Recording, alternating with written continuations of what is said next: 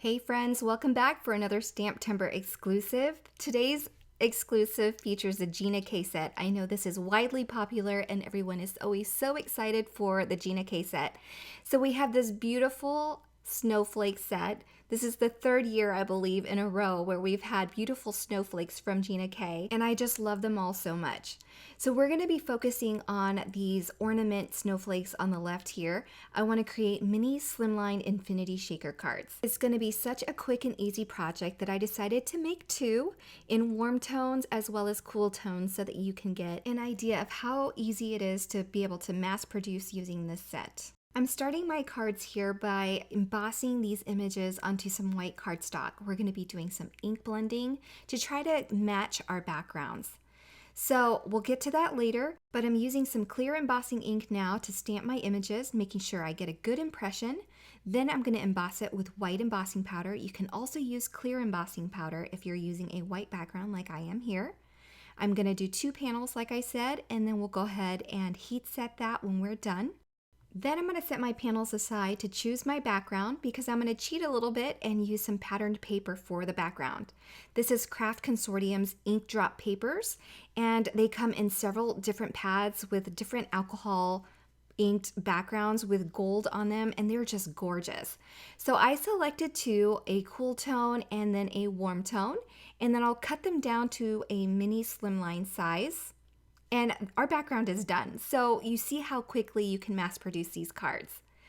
Now to create that infinity shaker window, I'm going to cut down some cellophane stamp packaging, and I'm just going to cut it down to a size I need that's about 1/2 inch bigger than whatever panel you're working on for your infinity card. So if you're doing an A2 size, you can cut your cellophane down to a 4 3/4 by 6-inch piece, and then because I'm using the front and back sides of the cellophane pouch, I have 2, so we can go ahead and use both for this particular project.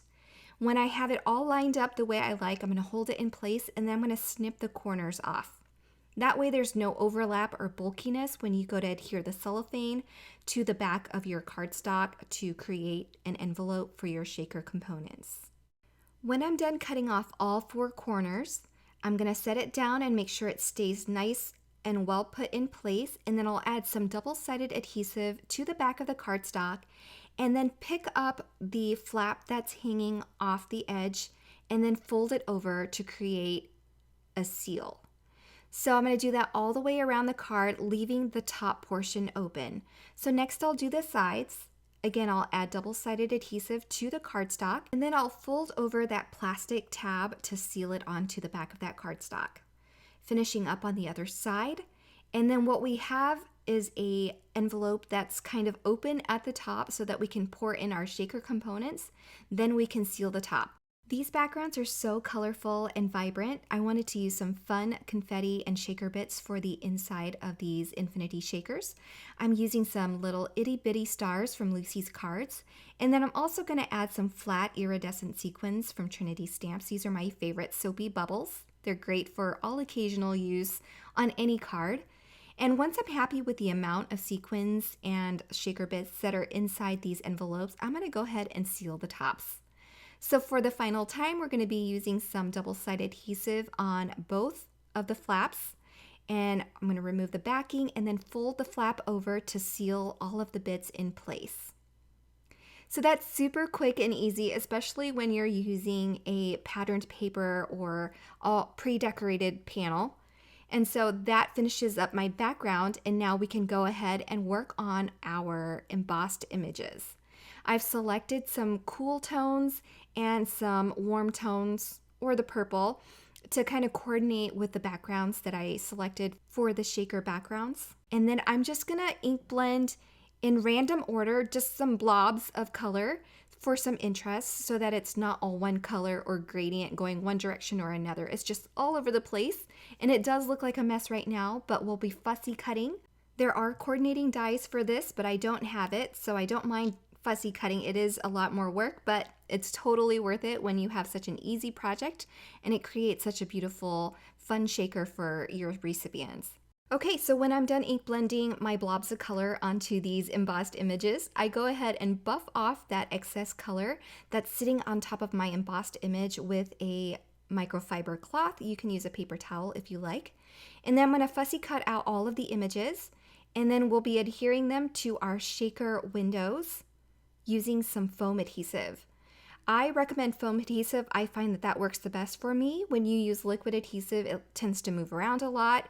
And then if I try to use a double-sided adhesive, sometimes I have found that that double-sided adhesive will dry and then your components that are sitting on top of your infinity shakers will fall off. At least that's my experience. So the double-sided adhesive works really well. And once I'm done doing that, I'll go ahead and emboss my sentiments. Now, these beautiful scripty sentiments are going to be embossed over black, and again, I will be fussy cutting. When there are scripty words on a sentiment, I like to fussy cut around it because I feel like it gives it a little bit more shape, a little bit more character when you attach it to your card. So I'm going to fussy cut around them both, and then I'll use some foam adhesive in the areas where they are needed, and then use liquid adhesive for the rest of it where it overhangs with the embossed image that we have in the background. So our shaker windows and sentiments are done. All I have to do now is add some more double-sided adhesive to the back and then attach them to their mini slimline card bases. And now we have two fun and colorful shaker cards using this Gina K exclusive STAMPtember set for 2022. I hope you enjoyed these cards and I hope you loved this set. If you do, be sure to check out the links below. I will link everything for your convenience, and grab your set before it sells out. These are a hot seller and often sell out in a few hours, so if you're watching this, go and grab your set now. Thanks so much for stopping by and have a great day, everyone. Bye.